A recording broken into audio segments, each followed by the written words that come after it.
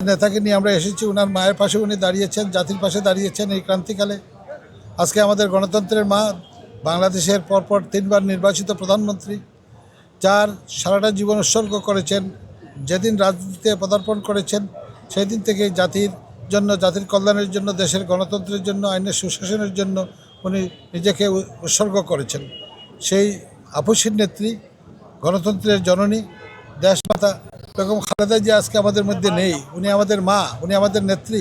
উনি শুধু বাংলাদেশ জাতীয়তাবাদী দলের চেয়ারপারসন নয়, উনি জাতীয় নেত্রী। সকল ধর্ম, বর্ণ এবং পলিটিক্যাল মতামতের নির্বিশেষে উনি একজন ঐক্যের প্রতীক।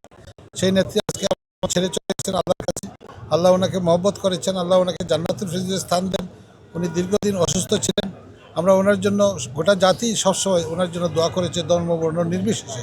সকল রাজনৈতিক দলও ওনার জন্য দোয়া করেছেন। আজকে আল্লাহর হুকুম হয়ে গেছে, ওনাকে নিয়ে গেছেন। আমরা দোয়া করি আল্লাহ যেন ওনাকে জান্নাতুল ফিরদৌসে স্থান দেন। অনেক ভালো একটা মৌত হয়েছে। ফজরের নামাজের সময় উনি ইন্তেকাল করেছেন এবং উনি একজন ভালো মাফিন নেত্রী ছিলেন। আমরা একজন জাতীয় নেত্রী হারিয়েছি। উনি আমাদের জন্য একটা অ্যাসেট ছিলেন। উনি ঐক্যের প্রতীক ছিলেন। ওনার মতো নেত্রী আগামীতে আমরা পাবো কি না আমরা জানি না।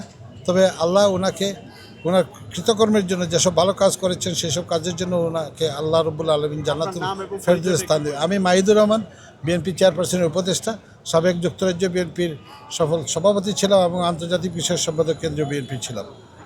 ধন্যবাদ আপনাদের সকলকে।